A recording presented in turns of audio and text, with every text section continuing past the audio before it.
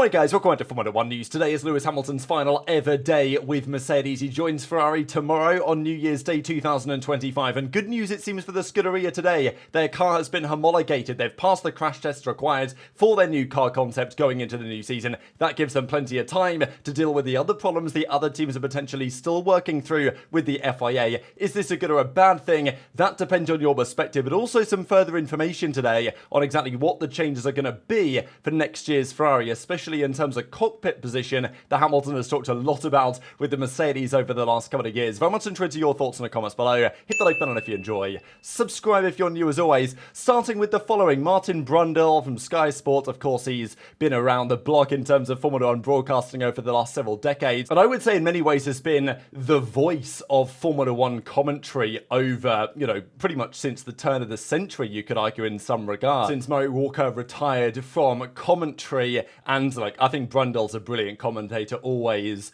makes the broadcast more watchable on a particular weekend. A phenomenal racing career as well in his many years competing, and of course was around in Formula 1 and was very competitive in his time as well. So he was awarded an OBE in the New Year's honours, which I thought was just great to see. And as Brundle here says today, thanks for all the lovely messages, mean so much to me as OBE, which is a great deal to say at the very least. So yeah, I thought it was good news, honestly, for the Formula 1 and motorsport world that Brundle was recognised in this way. I think he's done a phenomenal job over the years. Of course, people are going to say he's biased in certain ways, whatever. It is what it is. I think he's still done a great service to motorsport as a whole. And before we get into the constructors stuff, let's look at the money they made. So Red Bull did not win this year's Constructors' Championship. As a result, they lost to the tune of $21 or so million.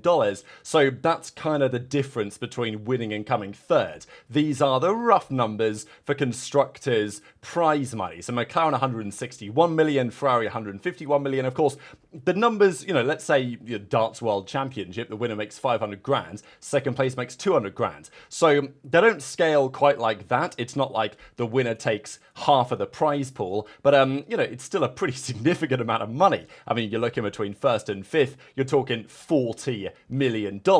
That's quite a lot when the budget cap right now is set at $135 million. But of course, there are plenty of other expenses the teams have as well, and there are expenses, of course, outside of the budget cap as well. But, this is the type of numbers that Red Bull lost, arguably, by Sergio Perez's performance this season, because Max won the championship by quite some way. If Perez was, anywhere near competitive, it would have been more interesting. But, of course, McLaren winning at the final race in Abu Dhabi, that put them over the line to the tune of a pretty sizable amount of money. I mean, we saw yesterday Williams had approximately $14 million of crash damage this season. The other teams were talking 6 million, 5 million, something in that kind of ballpark anyway. But, McLaren, 10 million extra in prize money. It's pretty substantial when you look at it in the grand scheme of things. And look, Perez was obviously getting the team a lot of money in terms of sponsors. Was that worth everything else? And also team morale. Of course, there was lots of talk with Perez's individual performance that, the team morale was not good. There were people talking to Horner saying, we've got to get rid of this guy. There were engineers coming along saying, I can't believe what's going on. Mechanics as well. And, wasn't helping Red Bull, I would say. But they waited until the very last minute, I would say, to pull the trigger on that. But let's talk about the situation with Ferrari and certainly elsewhere as well. So Mercedes have been milking it hard.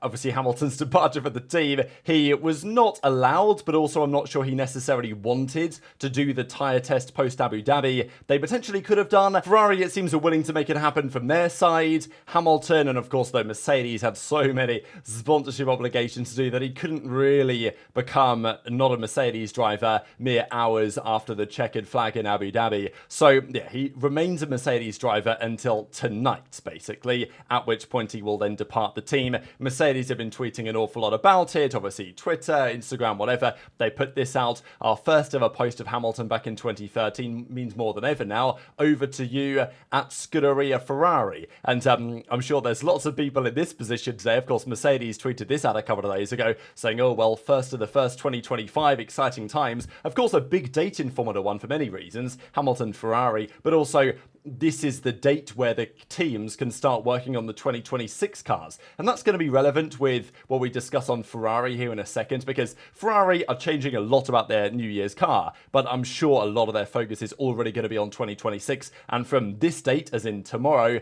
the teams can start properly working on the 2026 set of regulations on the aerodynamic side. They've worked on the engines for a while, but on the aero side, tomorrow is the day they are allowed to start work. Have they in reality been doing some work on this already behind the scenes? That is very likely, according to rumours, but still, that is obviously a key date. But many will fall into this category, of course, of going from Mercedes to Ferrari, following Hamilton over there, and this tweet's got, 50-odd thousand likes of, Homer changing allegiances on the 1st of January, and Scuderia Scoop, these accounts are obviously excited about the possibility of that. Is it going to end well for Hamilton, for Ferrari?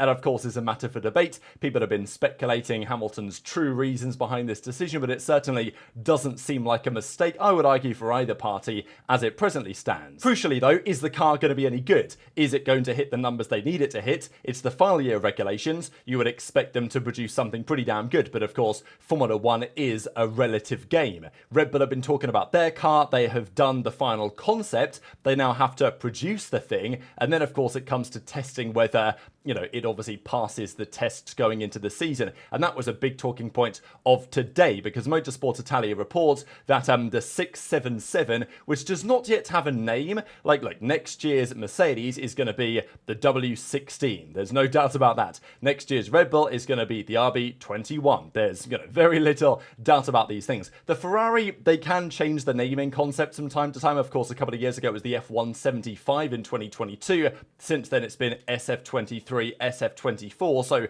you'd expect it might be the SF25. But for now, Ferrari are still calling it the 677 concept car before they then, I guess come up with a name relatively shortly. But basically, it passed the crash test with flying colours, brilliantly, however you want to describe it. And this is what the article goes on to say. The chassis was approved apparently before Christmas by the FIA. So when the season begins, they have to present their chassis to the FIA, say, okay, this is what it's going to look like, this is how it's going to be built. The FIA then test it to ensure that the safety parameters are met. Now, the teams obviously try and ride the line on these features, right? Because you don't want to make the car unnecessarily bulky and therefore heavy to protect the drivers more than is necessary. Now, of course, driver safety is important. The teams appreciate driver safety. Certainly the drivers do, and certainly the fans do as well. But the teams prefer to keep the weight down. And that's always the debate here, is that if you pass the crash test first time, is that actually a bad thing? Because it means you could have pushed the limits further.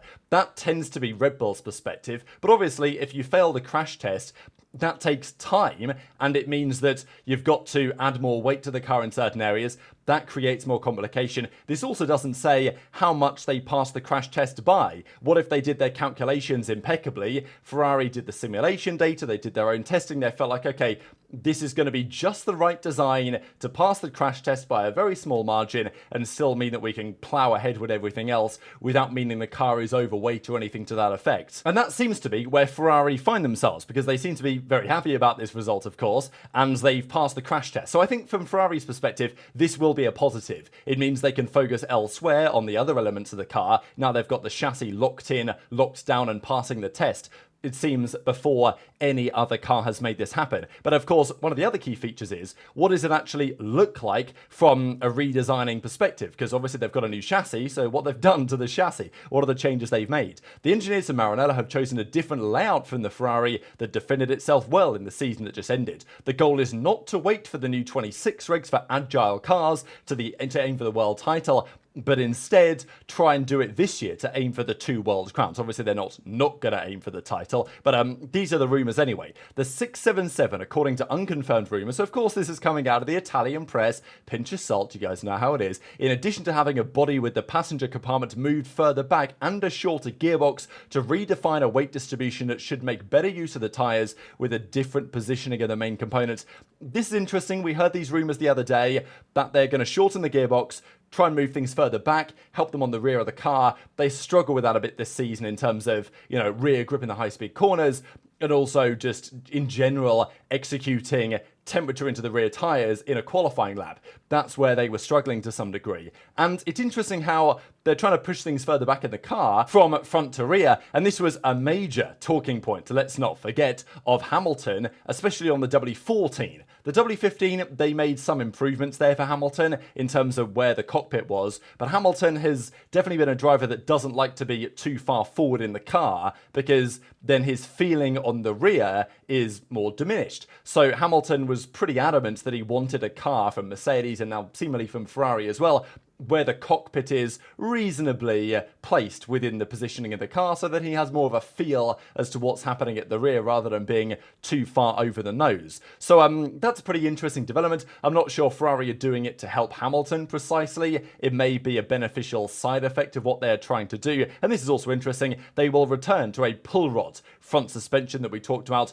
basically going in the way that Red Bull and McLaren have gone. So this is what they're doing. We will, I'm sure, hear more rumours in due course as to what changes they are making and whether it's going to be for the positive or the negative. To be honest, we're only going to see that when they hit the track. But the crucial news of the day is they become the first team to pass the FIA crash test in 25, which I think they will definitely take as a positive. As I say, Red Bull may say, oh, well, you know, you guys could be carrying too much weight. But to be honest, I don't think any of the cars realistically this season are going to be overweight. I guess it's more of if you're underweight, then you can put ballast in the car, gives you a very marginal advantage if you want to deploy it in that way. But the reality is that I don't think Ferrari are probably too worried about that. And obviously, okay, if they had a bit more weight than they needed, then okay, whatever. The drivers are safer than they would otherwise be. And maybe the car's more robust, so if there's a crash, there's this damage, I don't know. It's obviously marginal gains at that point. And also, we don't know how much they passed the crash test by. We're in the 4th year of the regulations.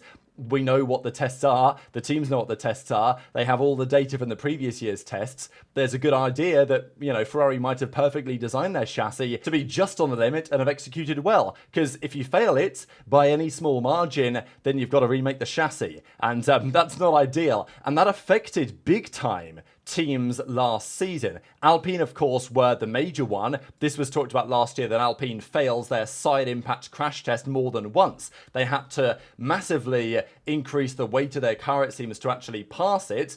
And, well, as a result, they basically took all the paint off the car, didn't they? Because they couldn't afford any more weight. Eventually, this car, once they dulled down some of the weight problems, actually turned out to be pretty damn good at the end of the season. But it cost them massively. Like, Alpine this year produced what turned out to be a pretty good car at the end of the season. But they were the worst car at the start of the year, basically by none. It looked terrible, it was massively overweight, and it just wasn't fast at all. Now, they fixed it, of course, aerodynamically, but also from a weight perspective, they definitely made massive gains over the season there. But this did massively hinder Alpine in terms of their progress during the regular season. And it was not only Alpine, but also Red Bull. So Red Bull did also fail the tests last year. Obviously, teams were making last year major revisions to their chassis, and it's true this year as well. Now, did it hurt Red Bull? Seemingly not really. They still came out the gates flying at the start of last season, but still, it can be a problem.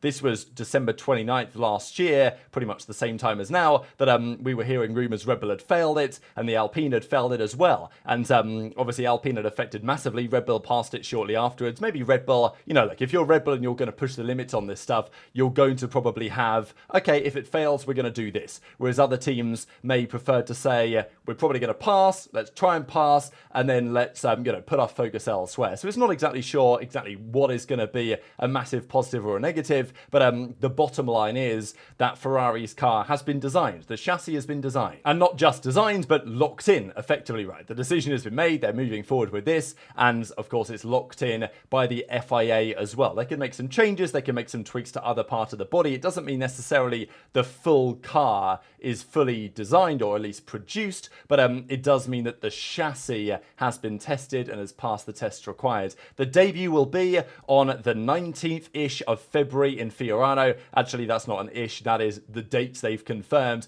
I think the date that I was discussing was Hamilton's debut, which could be the 21st or the 22nd of January based on rumours in probably the SF23 that will be in. But yeah, it's passed the test. probably the first team to pass it based on our current understanding. How good is that for, Leclerc, for Hamilton? Probably can't be a bad thing, all things considered. This, though, is interesting for Ferrari. They have the fewest, apart from McLaren, wind tunnel hours. This is one feature that Mercedes will be quite happy about, and it is a positive for Red Bull. We saw the numbers earlier in the video. Sure, McLaren, $10 million more than Ferrari. Ferrari, $10 million roughly more than Red Bull. Pretty similar numbers down at the rest of the field as well. But the bottom line is, does it matter in terms of wind tunnel hours? This is kind of an important metric. McLaren are number one. So not only do they have less time for the first half of this season, but of course, the majority of the first half of this season and certainly the first half of next season is going to be working on 2026. So this is where Red Bull and Mercedes especially will be pretty happy because, Mercedes have a considerable chunk more wind tunnel time than McLaren do, going into a brand new set of regulations where Mercedes,